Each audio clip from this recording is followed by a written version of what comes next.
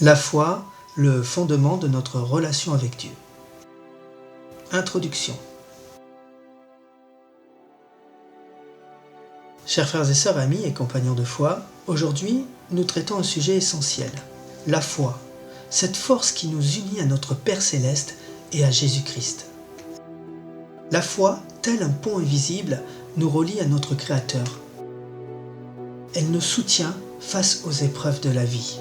Dans ces temps difficiles, la question de Jésus contenue en Luc chapitre 18 verset 8 résonne comme une menace à prendre au sérieux. Prenons Luc chapitre 18 verset 8.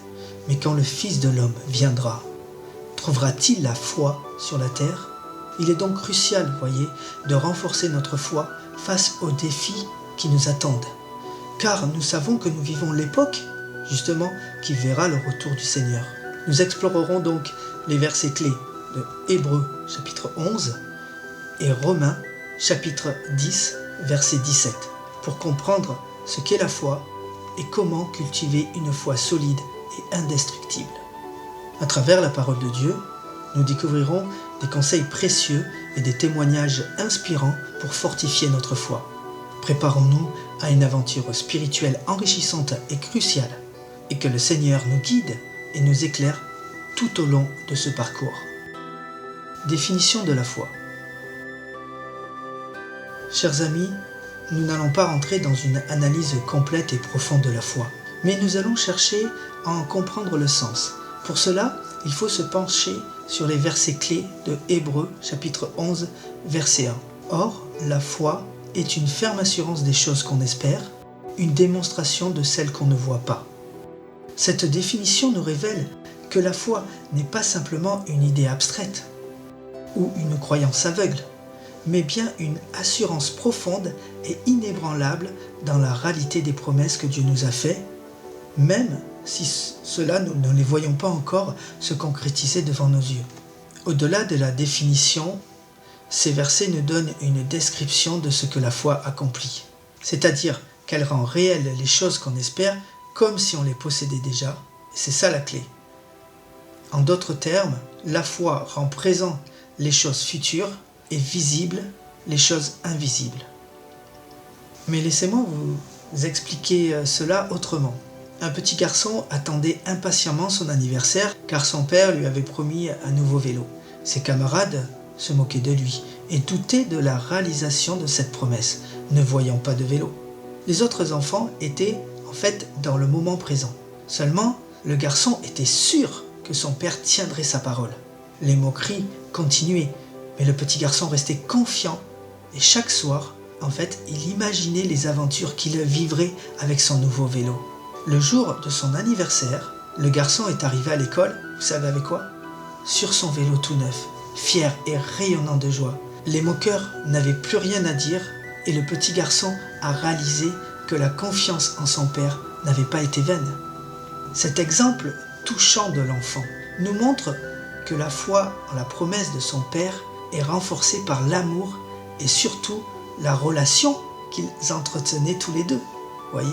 De la même manière, la foi chrétienne est fondée sur une relation personnelle avec Dieu, où l'amour et la confiance mutuelle sont essentiels, même face aux incertitudes et aux moqueries des autres. Cela nous pousse à nous interroger. Sommes-nous, nous aussi déterminés que cet enfant ? Croyons-nous que ce qui nous semble invisible est bien réel, même lorsque les autres en doutent et se moquent de nous ? Cela vous est-il peut-être déjà arrivé ?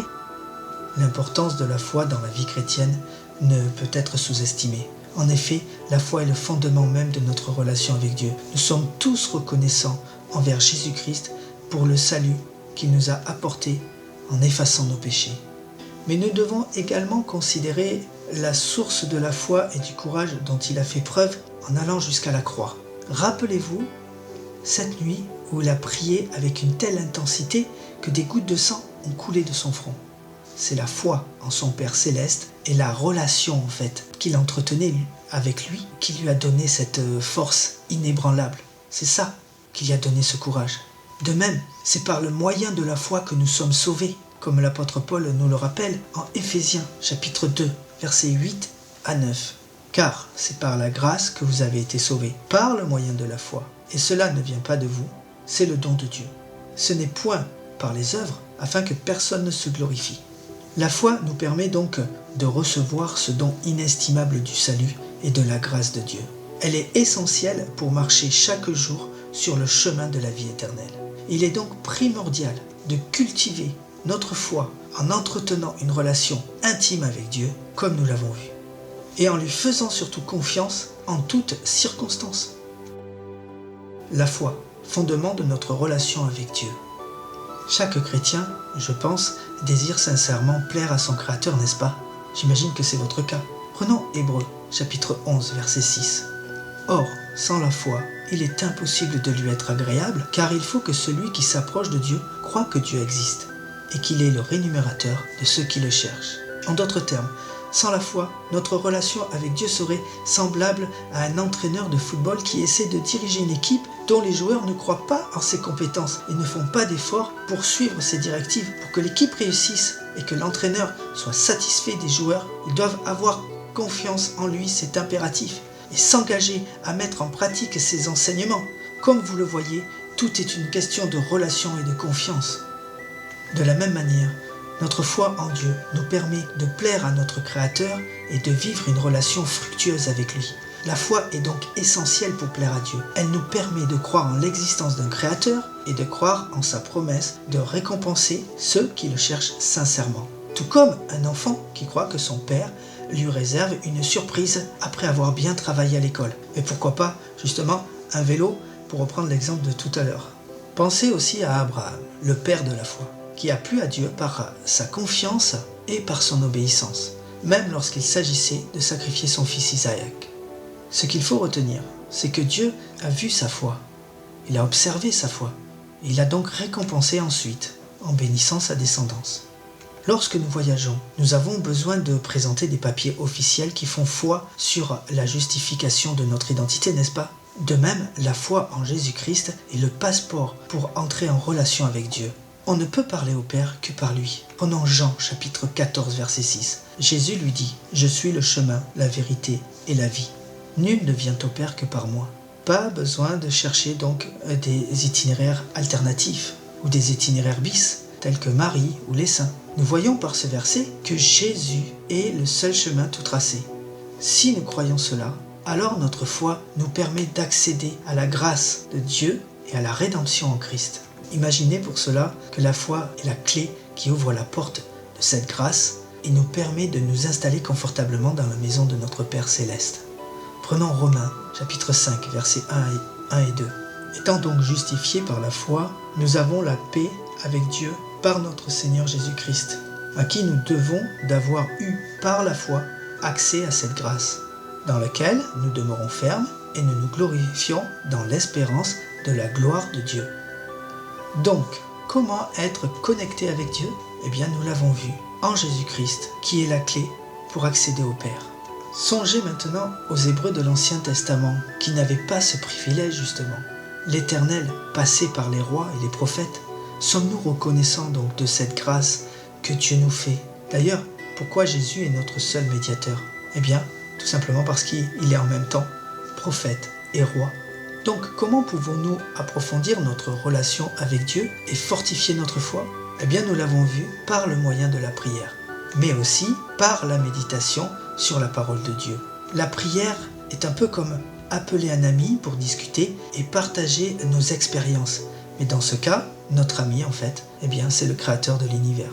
Comme vous le voyez, la foi est le fondement même de notre relation avec Dieu. Elle nous permet de vivre une vie épanouissante, en communion avec lui, et pleine de sens. La foi nous permet de nous unir à notre Père Céleste et d'avancer ensemble vers l'éternité. Cette perspective d'un avenir radieux rempli de certitude est vraiment remarquable. Surtout en comparaison avec les non-croyants, qui n'ont pas d'espoir au-delà d'un simple confort personnel à court terme. Nous devrions être reconnaissants que Dieu ait mis la foi en nous. Exemple de foi dans la Bible.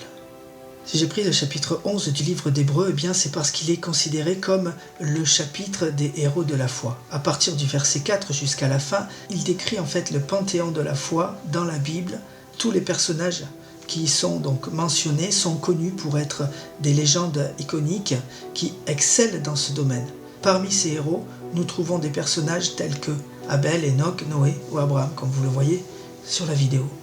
Abel, dont l'histoire nous montre, on va les passer en revue si vous voulez bien. Abel, dont l'histoire nous montre qu'il est possible d'avoir une foi de qualité, même dans une famille dysfonctionnelle. Son sacrifice a été accepté par Dieu car il a offert ce qu'il avait de meilleur. Contrairement à son frère Caïn, il est devenu un exemple de foi, même si malheureusement, sa vie a été écourtée par la jalousie fraternelle. Enoch, le marcheur céleste, qui préfigure en fait l'enlèvement des croyants d'une certaine façon. Lui, il a eu une relation si profonde avec Dieu que la mort n'a même pas eu le temps de le rattraper. C'était un homme de foi qui marchait avec Dieu. Il avait une relation si intime qu'il a été directement enlevé par Dieu.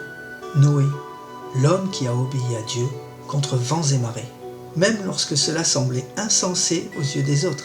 Imaginez-vous construire un énorme bateau au milieu du désert, sans une goutte de pluie à l'horizon. Noé a essuyé une tornade de moqueries.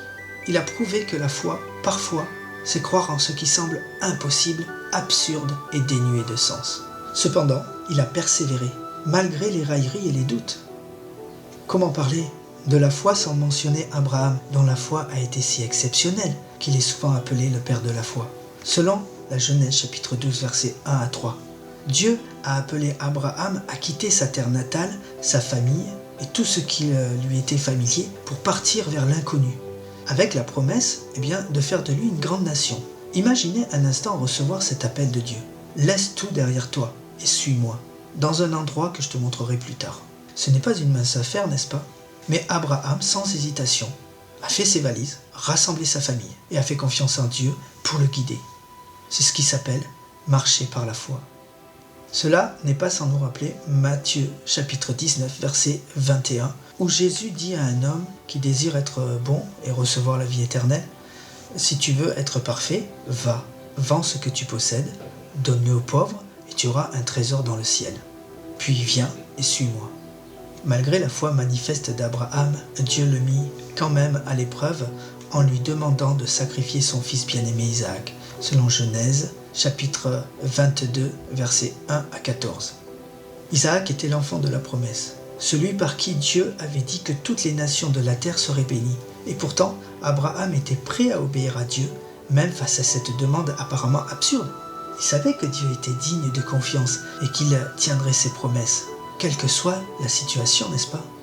Je pense pour ma part qu'Abraham a dû espérer que Dieu aurait un plan B. Depuis le moment où il quitta le camp, qu'il prit son fils bien-aimé par la main, tout le long du chemin, je pense qu'il a encore espéré que Dieu changerait d'avis, car cela était absurde et dénué de sens quant à la promesse, n'est-ce pas? Je pense encore qu'au moment où il leva la main pour accomplir le sacrifice ultime que Dieu lui demandait, là, je pense qu'il n'avait au contraire plus aucun espoir. Quant au plan B, je pense qu'il n'entrevoyait vraiment plus le salut pour Isaac et qu'il s'en est remis entièrement entre les mains de Dieu. Quel courage, quelle prouesse, quelle foi! Et soudain, c'est justement là, à ce moment précis, où l'on croit que tout est perdu, que l'Esprit de Dieu agit. Voyez, c'est quand on ne voit plus d'issue, quand on ne voit plus d'échappatoire, quand nos forces nous lâchent, voyez, que Dieu libère, que Dieu fait grâce. Il est bon de garder ça en tête, si nous voulons marcher avec Dieu par la foi. Dieu a vu la foi d'Abraham. Il a été considéré comme juste et il est devenu un exemple pour tous les croyants, juifs et non-juifs. Prenons Galates, chapitre 3, versets 6 à 9. Comme Abraham crut à Dieu et que cela lui fut imputé à justice, reconnaissez donc que ce sont ceux qui ont la foi qui sont fils d'Abraham. Aussi l'Écriture, prévoyant que Dieu justifierait les païens par la foi, a d'avance annoncé cette bonne nouvelle à Abraham. Toutes les nations seront bénies en toi, de sorte que ceux qui croient sont bénis avec Abraham le croyant. Comme nous le voyons en Hébreux, chapitre 11, verset 32, il y avait beaucoup trop de héros de la foi pour que l'auteur puisse parler en détail de chacun d'eux. Mais tous ces exemples nous montrent que la foi, c'est croire en Dieu et lui faire confiance, même lorsque cela semble impossible, même lorsque cela défie toute logique humaine. Prenons exemple sur ces héros de l'Ancien Testament qui nous montrent que la foi constitue en fait la base d'un fondement solide. Laissons Dieu agir en nous et nous guider sur le chemin de la foi, car c'est en marchant par la foi que nous renforcerons notre relation avec notre Père Céleste. Puisque ces personnes citées dans Hébreux 11 ont vécu par la foi, alors je vous le dis, les lecteurs le peuvent également, non? Pensez-y, rien n'est impossible à Dieu si nous entretenons une bonne relation avec lui. Comment leur foi a été récompensée et comment elle a impacté notre relation avec Dieu. On entend souvent par récompense quelque chose qui va nous profiter directement, n'est-ce pas? Pourtant, cela n'est pas toujours le cas bibliquement. En Hébreux chapitre 11 verset 39, nous lisons « Tout cela, à la foi desquels il a été rendu témoignage, n'ont pas obtenu ce qui leur était promis, Dieu ayant en vue quelque chose de meilleur pour nous, afin qu'ils ne parvinssent pas sans nous à la perfection. » Comme vous le voyez, ce qui est remarquable chez ces héros-là, eh bien, c'est qu'ils avaient la certitude de la promesse de Dieu, sans avoir pu en bénéficier directement de leur vivant. Pensez à Moïse par exemple, dont l'aventure s'arrêta au bord de la frontière de la terre promise. Cependant, tous ont profité d'une récompense incomparable dans leur relation avec le grand Dieu créateur de l'univers.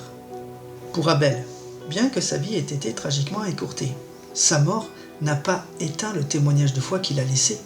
Et nous, lecteurs, nous avons un héritage, la foi qu'il a inspirée à toutes les générations de croyants. Il montre que la qualité de notre foi et ce que nous apportons à l'Éternel compte plus que la longueur de notre vie. Il préfigure le juste dont l'acceptation devant Dieu est fondée sur un sacrifice, à savoir Jésus-Christ bien sûr. Et nous aussi, nous pouvons par la foi prendre part à un meilleur sacrifice, celui de Jésus-Christ donc, qui repose sur la nouvelle alliance. Songez un peu aux incrédules comme Caïn, à cette génération qui ne peuvent avoir aujourd'hui encore une telle approbation divine. Enoch, en marchant si étroitement avec Dieu, a été épargné par la mort et il a reçu le privilège unique d'être enlevé directement au ciel. Songez un peu, si Jésus était revenu à son époque et qu'il trouve un juste qui a une vie qui plaît à Dieu, que serait-il arrivé d'Enoch? Eh bien, il aurait été enlevé au ciel, selon la promesse de Jésus, que tous ceux qui ont la foi, on le reprend, Genèse chapitre 14 versets 2 et 3, que votre cœur ne se trouble point, croyez en Dieu et croyez en moi. Il y a plusieurs demeures dans la maison de mon Père. Si cela n'était pas, je vous l'aurais dit, je vais vous préparer une place. Et lorsque je m'en serai allé et que je vous aurai préparé une place, je reviendrai et je vous prendrai avec moi, afin que là où je suis, vous y soyez aussi. Vous savez où je vais et vous en savez le chemin. Jésus est le seul chemin. Par conséquent, Enoch est aussi l'incarnation de la promesse contenue en Jérémie chapitre 29 verset 13 que lorsque nous cherchons Dieu de tout notre cœur, eh bien, nous le trouverons. Noé, en obéissant à Dieu, malgré les circonstances apparemment absurdes, bien nous rappelle que parfois, la foi signifie nager à contre-courant et faire confiance à Dieu, même lorsque les autres nous prennent pour des fous, tout simplement, même malgré les railleries. Il a non seulement sauvé sa famille, mais il a également préservé l'humanité. C'est incroyable. Il a permis un nouveau départ pour la création. Il a surtout hérité aussi du monde nouveau. Cela ne nous rappelle rien? Les justes qui passeront les jugements de Dieu et qui hériteront de la terre dans un nouveau monde sous le règne de notre Seigneur Jésus-Christ. C'est pourquoi il est écrit qu'au jour du jugement, cela sera comparable au jour de Noé. Pour Abraham, lorsque Dieu lui a demandé de sacrifier son fils Isaac, cela préfigurait le sacrifice que Dieu lui-même ferait en offrant son fils unique Jésus-Christ pour le salut du monde. Dieu a épargné Isaac et a fourni un bélier pour le sacrifice à la place. Cela n'est pas anodin parce que ce geste, en fait, nous montre par là que Dieu fait grâce à l'homme, Abraham, qu'il est miséricordieux envers lui. De la même manière, Jésus a été offert en sacrifice à notre place. Eh bien, cela signifie que c'est l'enfant Isaac pour nous sauver de nos péchés. Voyez, il nous accorde la grâce et la vie éternelle, selon Jean chapitre 3 verset 16. Il est donc le seul chemin. La récompense d'Abraham est non seulement d'avoir une descendance nombreuse et de devenir la source de bénédiction pour toutes les nations, mais aussi d'avoir une relation directe avec la réalisation du plan de salut de Dieu à travers Jésus-Christ. C'est ça sa récompense. cette relation et cette bénédiction s'étendent à tous ceux qui croient en Jésus-Christ aujourd'hui. C'est ce que l'apôtre Paul nous dit en Galates chapitre 3 verset 29. Et si vous êtes à Christ, vous êtes donc la postérité d'Abraham, héritier selon quoi? Selon la promesse. Vous comprenez maintenant l'importance de la foi et des récompenses qu'elle nous apporte? Par la foi en Jésus-Christ, nous devenons héritiers de la promesse d'Abraham. Le père de la foi est bénéficiaire de la grâce que Dieu nous promet, à savoir le droit de vivre éternellement avec lui. En observant tous ces exemples de foi, n'est-ce pas là de formidables encouragements pour nous? Tous ces héros bibliques nous ont été donnés pour construire une source d'inspiration pour renforcer notre propre relation avec Dieu. Sommes-nous prêts à lui donner les clés de notre propre vie, de le laisser agir dans notre vie malgré les circonstances qui pourraient nous paraître illogiques et absurdes? Réfléchissons-y. Lui faisons-nous réellement confiance? Avons-nous vraiment la foi en lui? Comment la foi vient? Chers frères et sœurs, chers amis, jusque-là, nous avons exploré la foi et son importance dans notre relation avec Dieu. Et pour tous ceux et celles qui sont restés et qui veulent voir la suite, il est temps de nous pencher sur la manière de développer et de renforcer notre foi. Voyons ce que dit l'apôtre Paul en Romains chapitre 10 verset 17. Ainsi, la foi vient de ce que l'on entend, et ce que l'on entend vient de la parole de Christ. Dans le contexte, ce texte fait référence au rejet d'Israël qui, selon certains, pourrait ne pas avoir entendu, ni vu, ni compris la justice de Dieu par la foi. Paul remet les choses en place selon Ésaïe, chapitre 53, verset 1, qui dit « Qui a cru ce qui était annoncé? Qui a reconnu le bras de l'Éternel ?» Il est bien sûr fait mention ici de la promesse de la grâce par le sacrifice de Jésus-Christ. Cependant, Paul nous montre qu'Israël aurait pu croire à la prédication de Jésus et de ses disciples, car ils ont eu l'occasion de le voir, de l'entendre, et ils le comprenaient que fort bien d'ailleurs.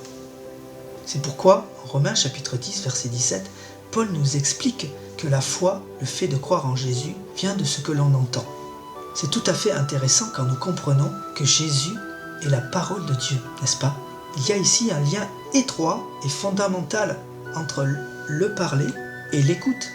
En effet, si l'on parle, c'est bien pour être entendu, n'est-ce pas? Sinon, il nous suffirait de penser, tout simplement. C'est pourquoi Paul rajoute au verset suivant, en Romains chapitre 10, verset 18, « Mais je dis, n'ont-ils pas entendu? Au contraire, leur voix était allée par toute la terre, et leur parole jusqu'aux extrémités du monde. » Donc vous voyez, dans les versets qu'on a vus précédemment, il dit, n'ont-ils pas vu? Là, n'ont-ils pas entendu? Comme vous le voyez, la Bible nous dit que cette bonne nouvelle sera prêchée par toute la terre habitée, et alors viendra la fin. Mais, comme je vous l'ai dit en introduction, nous sommes menacés par cet avertissement de Jésus, qui nous dit que, quand il viendra, est-ce qu'il trouvera la foi sur la terre justement? C'est pourquoi il est bon de regarder ce qui pourrait nous aider à augmenter notre foi en Dieu. Pensez-vous que la foi vient par magie? Pensez-vous que ça peut être une simple émotion passagère dictée par l'esprit humain? Non, en réalité, la foi est un processus continu qui se nourrit de notre relation avec Dieu à travers sa parole. Lorsque nous écoutons attentivement la parole de Dieu, justement, et lorsque nous la méditons dans nos cœurs, notre foi grandit et se renforce. Il est donc important de ne pas confondre la foi avec les émotions passagères. Les émotions sont certes importantes et peuvent accompagner notre foi, mais elles ne sont pas la source de notre foi. Les émotions ne s'appuient pas sur la solidité, justement. C'est même l'opposé. Elles sont plutôt souvent la source d'agitation, de troubles, de désarroi ou encore de bouleversement, pour ne reprendre que quelques synonymes. La foi, au contraire, est ancrée dans la vérité de la parole de Dieu. Et c'est en laissant cette vérité s'imprégner dans notre esprit et dans notre cœur, que notre foi va se développer et se renforcer. Pour mieux comprendre, imaginons que nous construisons une maison. Les émotions seraient les couleurs que nous choisissons pour les murs et les meubles par exemple, tandis que la foi serait le fondement solide sur lequel la maison est construite. Sans ces fondations, la maison s'effondrerait. Et cela, peu importe la beauté de la maison, n'est-ce pas? En écoutant et en comprenant la parole de Dieu, nous construisons et renforçons les fondations de notre foi. Nous permettons à la vérité de la parole de Dieu de s'enraciner profondément en nous, créant une foi solide et durable qui résiste aux tempêtes de la vie, c'est-à-dire les épreuves. Car ne pensez pas que Dieu ne mettra pas votre foi à l'épreuve, puisque justement, elle est fondamentale et vitale. Il veut nous fortifier. Alors, mes chers frères et sœurs, je vous encourage à vous plonger dans la parole de Dieu, à l'écouter attentivement et à la méditer dans votre cœur. C'est ainsi que vous développerez et renforcerez votre foi en vous appuyant sur la vérité immuable et éternelle de Dieu. Comment augmenter sa foi ? La lecture régulière de la Bible. C'est ce que j'appellerais être à l'écoute de Dieu. Jésus est la parole. Il est également le pain de vie. Et cette parole nous nourrit et donc nous fortifie. Imaginez que la Bible soit notre nourriture spirituelle. Tout comme nous avons besoin de manger tous les jours pour rester en bonne santé, nous avons également besoin de nous nourrir régulièrement de la parole de Dieu pour entretenir notre foi. Alors prenez le temps chaque jour de déguster le festin spirituel que Dieu vous a préparé avec amour. Attention cependant aux excès de table. Ne prenez qu'un seul verset à la fois pour bien digérer, n'est-ce pas ? Plaisanterie mise à part, pensez bien que celui qui ne mange pas régulièrement va forcément dépérir et sa foi, qu'est-ce qui va se passer ? Eh bien, elle va fondre comme neige au soleil. Deuxièmement, la prière. La prière est notre ligne directe avec Dieu. Après avoir entendu parler par la parole, par la lecture de la Bible, si vous voulez, il est important d'échanger avec notre Créateur. La prière est justement un formidable moyen de communication. C'est en quelque sorte notre service clientèle divin. N'hésitez donc pas à faire part de tous vos besoins, les remerciements, le questionnement à Dieu.